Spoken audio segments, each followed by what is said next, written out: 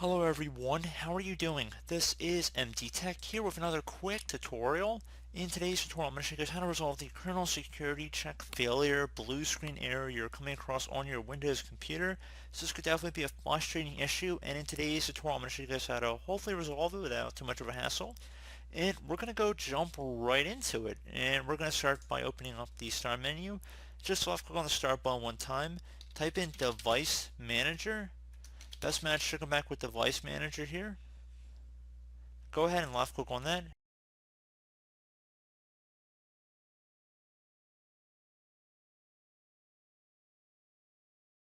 Now you want to expand the network adapter section, so you double click on it or left click on the little arrow next to it to expand the drop down. Select Uninstall Device. Select Uninstall.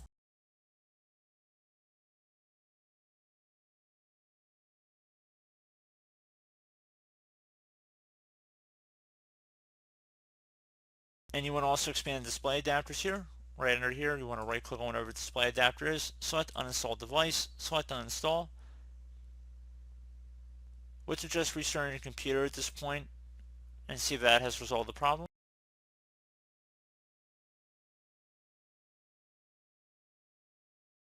It should automatically re-download the network driver as well as the display driver once you restart your computer. Okay, so once we are back on our desktop, we want to go open up the Start menu. So just go ahead and left click on the Start button one time. Type in CMD.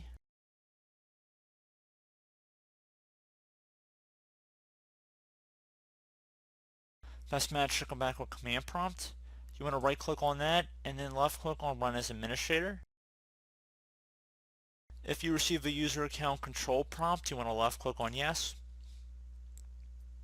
Now into this elevated command line window, you want to type in SFC followed by a space /scan now.